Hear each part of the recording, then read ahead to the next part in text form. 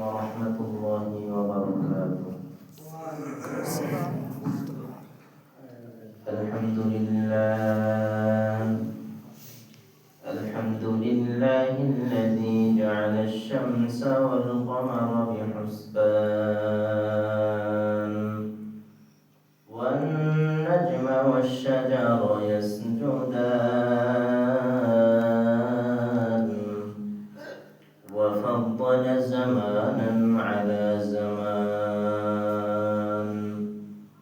كما فضل مكانا على مكان وإنسانا على إنسان ونشهد أن لا إله إلا الله وحده لا شريك له ونشهد أن سيدنا وسندنا وحبيبنا وحبيب ربنا وطبيبنا وطبيب قلوبنا ومولانا محمدا عبده ورسوله أرسله الله تبارك وتعالى بالحق بشيرا ونذيرا وداعيا إلى الله بإذنه وسراجا منيرا. أما بعد فأعوذ بالله من الشيطان الرجيم. بسم الله الرحمن الرحيم.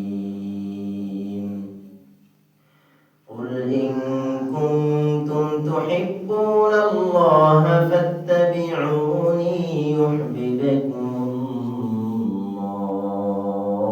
الله ويغفر لكم ذنوبكم والله غفور رحيم.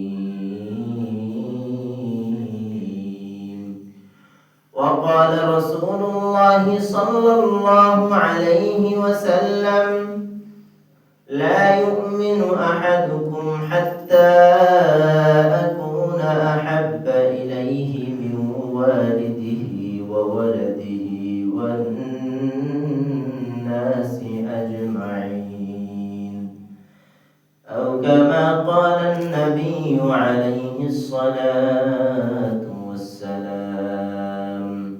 سبحانك لا علم لنا إلا ما علمتنا إنك أنت العليم الحكيم. رب اشرح لي صدري ويسر لي أمري واحلل عقدة من لساني يفقه قولي.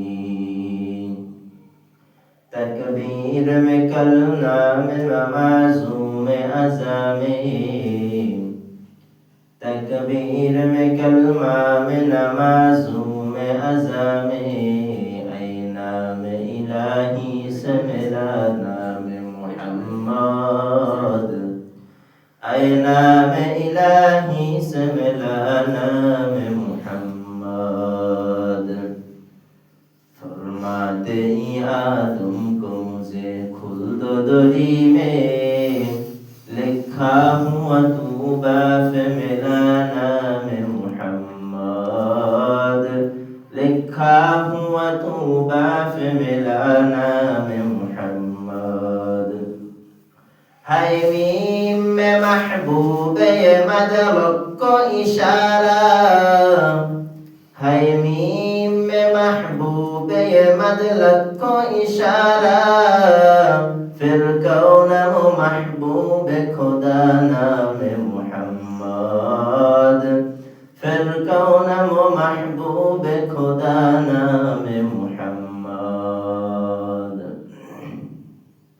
আলহামদুলিল্লাহ, সমস্ত প্রশংসা মহান মালিকের দরবারে যে মহান মালিক আপনাকে আমাকে দীর্ঘ এক সপ্তাহ পর জুমার নামাজের উদ্দেশ্য করে দুনিয়ার বিভিন্ন ফিতনা ফাসাদ থেকে মুক্ত রেখে আজানের পর পর দুনিয়ার মধ্য থেকে সব থেকে উত্তম জায়গা উত্তম ঘরে এসে কিছু কথা শুনবার এবং বলবার মতো তৌফিক দান করলেন, সেই মহান মালিকের দরবারে দিল থেকে অন্তর থেকে কালিমাতুশ শুকর আদায় করি, সকলে বলি আলহামদুলিল্লাহ। মুহতারাম হাজিরিন, এই দুনিয়ার মধ্যে আল্লাহ পাক রব্বুল আলামিন যা কিছু সৃষ্টি করেছেন, এই সব কিছুকে আল্লাহ পাক রব্বুল আলামিন একমাত্র আপনার আমার পয়গম্বর মুহাম্মদ আরবি সাল্লাল্লাহু আলাইহি ওয়াসাল্লামের ওসিলায় সৃষ্টি করেছেন। এই যে আসমান দেখি, জমিন দেখি, পাহাড় দেখি, পর্বত দেখি, যা কিছু দেখি না কেন, এই সব কিছুকে আল্লাহ পাক রব্বুল আলামিন একমাত্র মুহাম্মদুর রাসূলুল্লাহ সাল্লাল্লাহু আলাইহি ওয়াসাল্লামের ওসিলায় বানাইছেন। এজন্য আল্লাহ পাক রব্বুল আলামিন বলেন, এই দুনিয়ার মধ্যে যত সৃষ্টি আছে, এই সব সৃষ্টির মধ্য থেকে তোমার যত মায়া আছে, যত ভালোবাসা আছে, এই সব ভালোবাসাকে উপেক্ষা করে সব থেকে বেশি ভালোবাসতে হবে জনাবে মুহাম্মদুর রাসূলুল্লাহ সাল্লাল্লাহু আলাইহি ওয়াসাল্লামকে। যদি ভালোবাসতে পারো তাহলে আল্লাহ পাক রব্বুল আলামিন এর বিনিময়ে তোমাকে মহা দৌলত দান করবেন। এর ব্যাপারে আল্লাহ পাক রব্বুল আলামিন কোরআনুল কারীমের মধ্যে বলেন, কুল ইন কুনতুম তুহিব্বুনাল্লাহ। আল্লাহ পাক রব্বুল আলামিন কোরআনের মধ্যে বলেন, ও পয়গম্বর, আপনি আপনার উম্মতদেরকে জানায়া দেন, ইন কুনতুম তুহিব্বুনাল্লাহ, যদি আপনার উম্মতরা আমি আল্লাহকে ভালোবাসতে চাই তাহলে তারা যেন একটাই কাজ করে, ফাত্তাবিউনি, তারা যেন অনুসরণ করে, অনুকরণ করে, ইউহিব্বুকুমুল্লাহ, আমার হাবিবকে, আমার পয়গম্বরকে যেন তারা অনুসরণ করে, অনুকরণ করে। তারা যদি আমাকে পাইতে চায় আপনার প্রতিটা কাজকে যেন অনুসরণ, অনুকরণ করে। আল্লাহ পাক রব্বুল আলামিন বলেন, আমার হাবিব মুহাম্মদকে যদি কেউ অনুসরণ করতে পারে, বিনিময়ে আমি তাকে কি দেব? যদি কেউ মুহাম্মাদের জিন্দেগিটাকে ফলো করে তার জিন্দেগিটা পরিচালনা করতে পারে, তাহলে আমি আল্লাহ তাকে কি প্রতিদান দেব? আল্লাহ পাক রব্বুল আলামিন বলেন, ওয়ায়াগফির লাকুম যুনুবাকুম ওয়াল্লাহু গফুরুর রহিম। ওয়ায়াগফির লাকুম, আমি তাকে সব গুনাহগুলোকে maaf করে দিব। যুনুবাকুম, তার জিন্দেগিতে যত গুনাহ আছে না কেন, যদি কোনো একটা বান্দা আমার হাবিবকে ফলো করে তার জিন্দেগিটা পরিচালনা করতে পারে, তার হায়াতে যদি পাহাড় সম পরিমাণ গুনাহ নিয়ে যদি হাসরের ময়দানে ওঠে, আমি আল্লাহ পাক রব্বুল আলামিন এই হাবিবের অনুসরণ করার কারণে পাহাড় সম পরিমাণ গুনাহকে আমি একেবারে ধূলিসাৎ করে দিব। অন্যদিকে নবী করিম সাল্লাল্লাহু আলাইহি ওয়াসাল্লাম হাদিস শরীফের মধ্যে বলেন, লা ইউমিনু আহাদুকুম হাত্তা আকুনা আহাব্বা ইলাইহি মিন ওয়ালিদিহি ওয়া ওয়ালাদিহি ওয়ান নাসি আজমাইন। লা ইউমিনু, ওই পর্যন্ত, ওই সময় পর্যন্ত একটা মুমিন, একটা মানুষ মুমিন হইতে পারবে না, ঈমানদার হইতে পারবে না।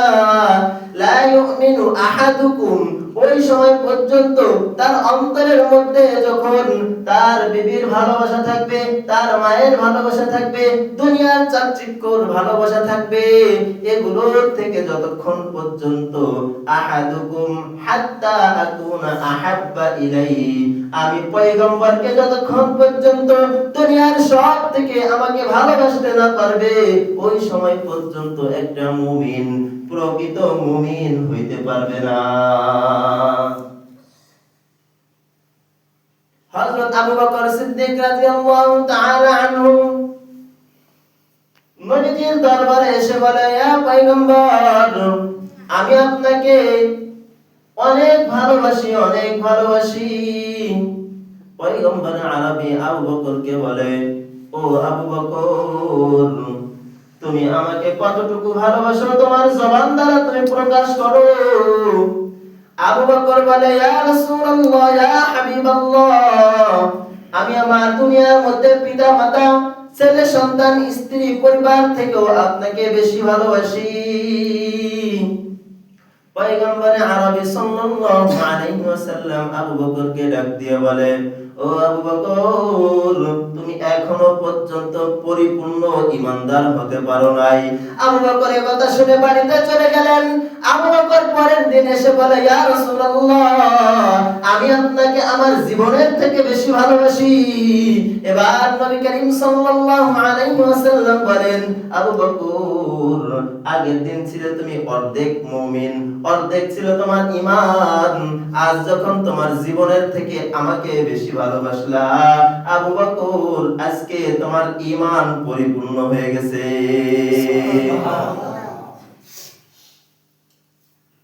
কত বড় আশিক ছিলেন তারা। আর আমাদের আশিক, আমাদের ইষ্ট প্রকাশ পায় যখন কোন অনুষ্ঠানের শেষে খিচুড়ির টোপলা পাওয়া যায়, খিচুড়ির প্যাকেট পাওয়া যায়, তখন আমাদের আশিক প্রকাশ পাওয়া যায়। মসজিদে যদি জিলাপি পাওয়া যায়, নবীর আশিক প্রকাশ পাওয়া যায়। আর যদি খাওয়ান দাওয়ান না থাকে, তাহলে নবীর আশিক ময়দানে একজনও খুঁজে পাওয়া যায় না। অথচ একটা কনসার্টের মঞ্চ যখন তৈরি হয়, কনসার্ট যখন শুরু হয়, 2 দিন আগের থেকে সিরিয়াল দেওয়া শুরু করে। এটা হলো আমরা আশিক নবীর। অথচ নবী করিম সাল্লাল্লাহু আলাইহি ওয়াসাল্লাম বলেন, দুনিয়ার মধ্যে যতক্ষণ পর্যন্ত নিজের জীবনের চাইতে আমি পয়গম্বরকে ভালোবাসতে না পারবে, ওই সময় পর্যন্ত তুমি একজন প্রকৃত ঈমানদার হতে পারবে না। নবী করিম সাল্লাল্লাহু আলাইহি ওয়াসাল্লাম যুদ্ধের ময়দানে চলে গেছেন। যুদ্ধ করতে করতে এক পর্যায়ে নবীজির মাথার থেকে রক্ত প্রবাহিত হতেছে। এক পর্যায়ে রক্ত পড়তে পড়তে নবীজি নিজ জায়গায় অজ্ঞান হয়ে পড়ে গেছেন। এক সাহাবী দৌড় দিয়া নবীজির দরবারে এসে বলে, ইয়া রাসূলুল্লাহ, ইয়া হাবিবাল্লাহ, আপনার কি হয়েছে? আপনি কেন জমিনের মধ্যে পড়ে আছেন? পয়গম্বরের জবান থেকে কোনো আওয়াজ আসে না। দেখে পয়গম্বরের মাথার থেকে রক্ত প্রবাহিত হতে লাগতেছে। ওই সাহাবী আর দেরি করে নাই, সাহাবী অন্তরের মধ্যে একটা ধাক্কা দিছে, আরে এটা তো পয়গম্বরের রক্ত, এই রক্তটা কখনো নাপাক হইতে পারে না, এই রক্ত জমিনের মধ্যে গড়া গড়া পড়বে, আমি সাহাবী এটা কখনো সহ্য করতে পারবো না। পিছন দিক থেকে আবু বকর এসে বলে, এ সাহাবী, আমাকে একটু সুযোগ দাও, নবীজির রক্তটা আমি পরিষ্কার করে দেই। এবার ওই সাহাবী আবু বকরকে ডাক দিয়ে বলে, আবু বকর, আপনার এক রাতের আমল আর আমার সারা জিন্দেগীর আমল এক জায়গায় করলে আপনার এক রাতের আমল বেশি হয়ে যাবে। আবু বকর, আমি চাই না আপনি এখন আপনার আমল আরো বেশি করে ফেলেন। অতএব আমি এখন এই নবীজির রক্তটা পরিষ্কার করে আমি নবীর আশিক প্রকাশ করতে চাই। এই বলে ওই নবীর সাহাবী নবীজির রক্তটা পান করতে শুরু করে দিলেন। জিহ্বা দ্বারা চাটতে চাটতে এক পর্যায়ে নবীজির রক্তটা পরিষ্কার করে ফেলেছেন। এমন পর্যায়ে যখন নবীজির দেহের মধ্যে যখন হুঁশ আসলো, আসার পরে নবীজি বলতে শুরু করে দিলেন, আরে একটু আগে না আমার মাথার থেকে রক্ত প্রবাহিত হচ্ছিল, তাহলে আমার রক্তটা জমিনের মধ্যে কই?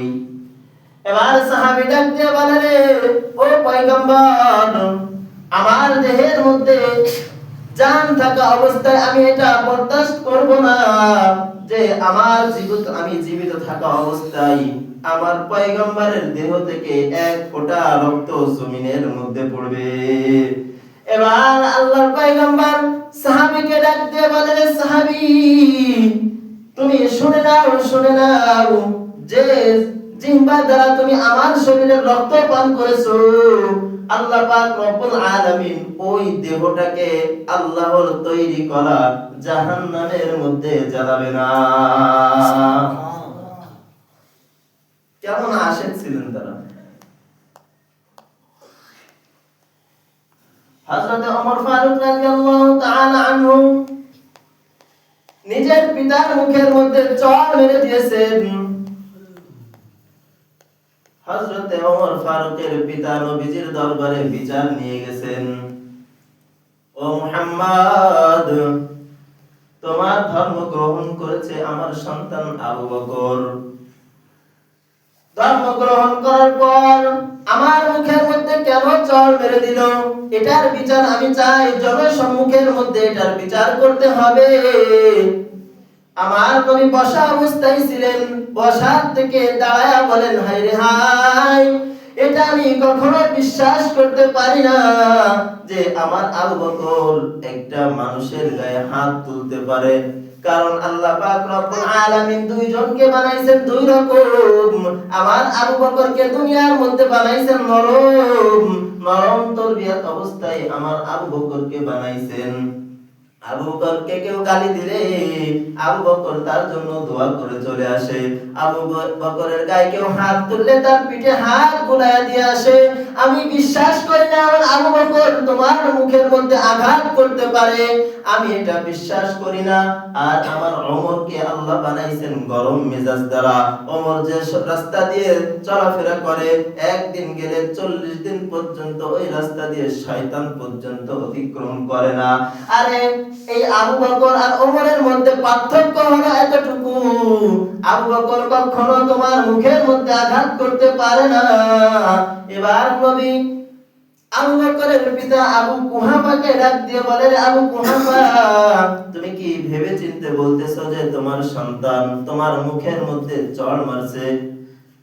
এবার আবু কুহাফা মুহাম্মদ আরবিকে ডাক দিয়ে বলে, আমি 100% শিওর কথা বলতেছি, সত্য কথা বলতেছি, আপনার সাথী আবু বকর আমার মুখের মধ্যে আঘাত করেছে।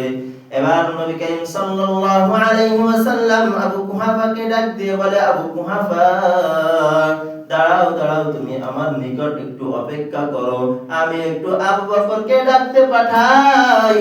আবু বকরকে ডেকে তোমার বিচার আমি তোমার সম্মুখে করে দিব। এবার আবু কুহাফা নবীর নিকট বসে অপেক্ষা করতে শুরু করলেন। এবার নবী করিম সাল্লাল্লাহু আলাইহি ওয়াসাল্লাম আবু বকরকে ডাকার জন্য সংবাদ পাঠাইলেন। আবু বকর যখন নবীজির দরবারে আসলো, আবু বকর বড় ভয়ঙ্কর অবস্থায় আসছে। নবী করিম সাল্লাল্লাহু আলাইহি ওয়াসাল্লাম আবু বকরকে ডাক দিয়ে বলে, আবু বকর, কি শুনতেছি আমি এটা তো বিশ্বাস করতে পারতেছি না যে তুমি তোমার পিতার মুখের মধ্যে আঘাত করেছো। আবু বকর বসার থেকে দাঁড়া নবীজির দরবারে নবীজির সম্মুখে রাগান্বিত অবস্থায় একটা আওয়াজ দিয়েছে, রে পয়গম্বর, আমার হাতের মধ্যে যদি ধারালো তরবারি থাকতো রে পয়গম্বর, আমি আমার পিতার মুখের মধ্যে শুধু আঘাত করতাম না, আমি আমার পিতার দেহ থেকে মাথাটাকে দ্বিখণ্ডিত করে দিতাম। এবার পয়গম্বর আরো অবাক হয়ে গেলেন যে সাহাবী এত নরম তরবিয়ত, সে কেন আমার সম্মুখে গরম গরম ভাব দেখায়। নবীজি বলে, আবু বকর, আপনার ঘটনাটা খুলে বলেন, কি ঘটনা ঘটেছে? এবার আবু বকর বলতে শুরু করে দিলেন, ও পয়গম্বর, দুনিয়ার মধ্যে পিতাকে হারাইলাম আপনার ধর্ম গ্রহণ করার পর, দুনিয়ার ধন সম্পদ হারাইলাম আপনার ধর্ম গ্রহণ করার পর, দুনিয়া ত্যাগ করলাম আপনার ধর্মের উপর মাথা নত করার পর, অথচ আমি আবু বকর দুনিয়ার মধ্যে বেঁচে থাকবো আর আপনার নামে একটা গালি দিবে, আপনার একটা সুন্নাত নিয়ে কটূক্তি করবে, আমার দেহের মধ্যে এক ফোঁটা রক্ত থাকাকালীন আমি আবু বকর এটা সহ্য করব না। আমার পিতা হয়েছে, তার কি হয়েছে? আমার পিতা যখন আমার সম্মুখে আপনার নামটা ধরে যখন গালি দিছে, আমার রক্তের মধ্যে আগুন ধরতে শুরু করেছে। আমার হাতের মধ্যে যদি তরবারি থাকতো, আমার পিতার দেহ থেকে মাথাটাকে দ্বিখণ্ডিত করে দিতাম। তারা ছিল নবীর আশিক, আর আমরা নবীর আশিক আশিক দাবি করি, নবীর আশিক দাবি করি। যখন নবীর নাম নিয়ে ব্যঙ্গ করা হয়, নবীকে নিয়ে ব্যঙ্গ করা হয়, নবীর সুন্নাত নিয়ে কটূক্তি করা হয়, আল্লাহকে নিয়ে বিভিন্ন কথাবার্তা বলা হয়, ইসলামের বিরোধিতা করা হয়, তখন যখন নবীর আশিকদেরকে ডাকা হয়, মাঠে একজন আশিককেও খুঁজে পাওয়া যায় না। অথচ নাস্তিক মুশরিকদের পাওয়ার আস্তে আস্তে বাড়তে শুরু করেছে। এমন পর্যায়ে গেছে যে মুসলমান বর্তমানে একটা নাস্তিকের সামনে কথা বলতে গেলে ভেবেচিন্তে কথা বলা লাগে। আরে মুসলমান তো একমাত্র মাথা নত করবে তার মালিক আল্লাহর নিকট, মুসলমান তো একমাত্র মাথা নত করবে তার ইসলামের নিকট। মুসলমান কেন বেধর্মীদের ধর্মের নিকট গিয়ে মাথা নত করবে?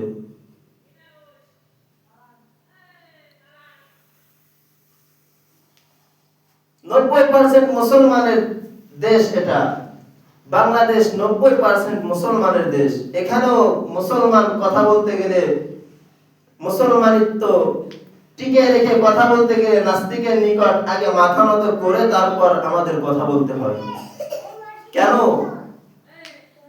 আমাদের মধ্যে ঈমান নামক বস্তুটা হারায় ফেলছি আমরা। ঈমান নামক বস্তুটা আপনার আমার মধ্যে নাই, থাকবে কি করে?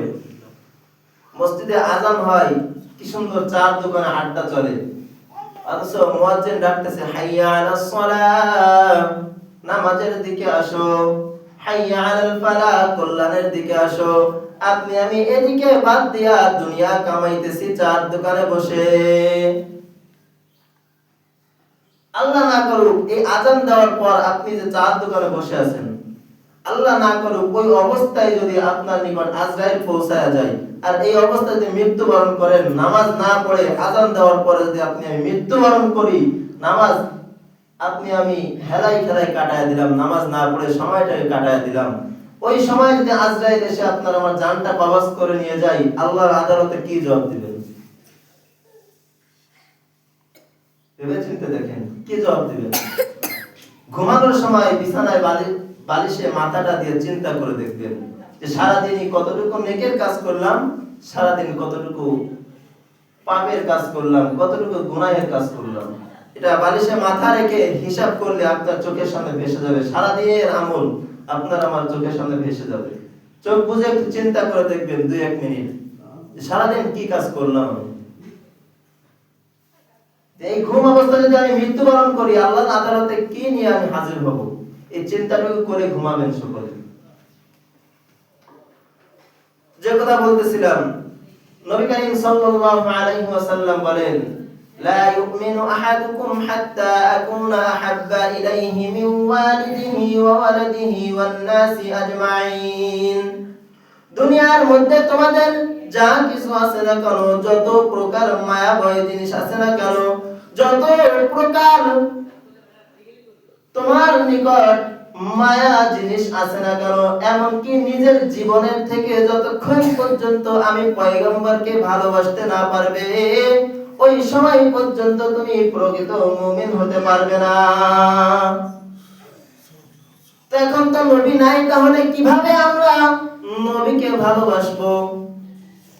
নবী করিম সাল্লাল্লাহু আলাইহি ওয়াসাল্লাম বলেন, আমি পয়গম্বর দুনিয়া থেকে চলে যাওয়ার পর যদি কোন নাস্তিক, কোন মুশরিক, কোন ইহুদি আমার একটা চরিত্রে যদি কেউ কালি লাগাইতে চায়, আমার কোন সাহাবীর চরিত্রে যদি কালি লাগাইতে চায়, তাহলে মুসলমান যদি তুমি দাবি করে থাকো, তোমার মধ্যে যদি সরিষা পরিমাণ ঈমান থাকে, তুমি এটার প্রতিবাদ জানাইবে।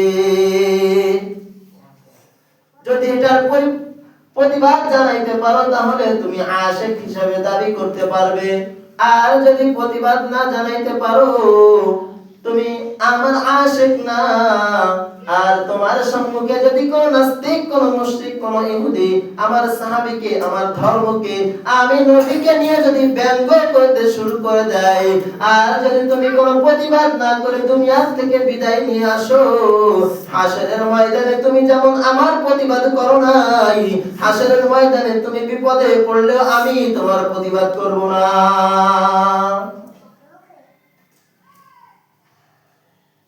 নাস্তিকদের কত বড় সাহস!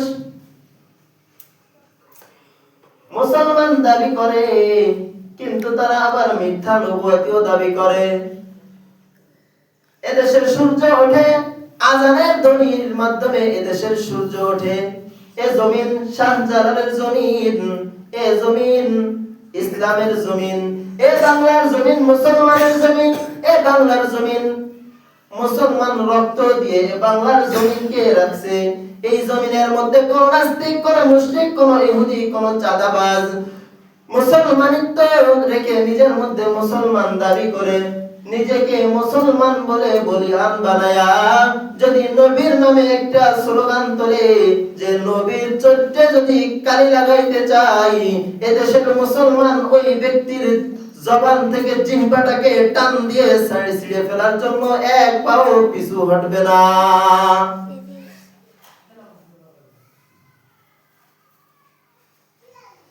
তো আজকের আলোচনার সারমর্ম হলো, বর্তমান জামানার মধ্যে, বর্তমান বাংলাদেশের মধ্যে কাদিয়ানী নামক একটা ফিতনা খুবই প্রচারিত পাচ্ছে। এরা দাওয়াত দিতে দিতে মুসলমানদেরকে এক পর্যায়ে তাদের দলের মধ্যে নিয়ে যাচ্ছে। এজন্য আগামীকাল 15 নভেম্বর শনিবার ঢাকা সোহরাওয়ার্দী ময়দানে সকল মুসলমানদেরকে ডাক দিয়েছে। এখানে কোনো দল মত ভাগ করা নাই, যে আওয়ামী লীগ, বিএনপি, জামাত, এগুলো কোনো ভাগ করা নাই। এখানে ডাক দেওয়া হয়েছে কারোর অন্তরের মধ্যে যদি সরিষার পরিমাণ ঈমান থাকে তাহলে যেন সে হাজির হয়। আর যদি হাজির না হইতে পারে, কোন একটা কারণে যদি হাজির না হইতে পারে, তাহলে সে যেন আল্লাহর নিকট দোয়া করে যে আগামীকাল যে কারণে সকল মুসলমানদেরকে ডাক দেওয়া হয়েছে, এই কারণটা যেন, এই আশাটা যেন আল্লাহ পাক রব্বুল আলামিন কবুল করেন। আল্লাহ যেন রাষ্ট্রীয়ভাবে কাদিয়ানীদেরকে কাফের ঘোষণা করার তৌফিক দান করেন। এই দোয়াটা আমরা যেন সকলে আগামীকাল সকলে 5 ওয়াক্ত নামাজ পড়ে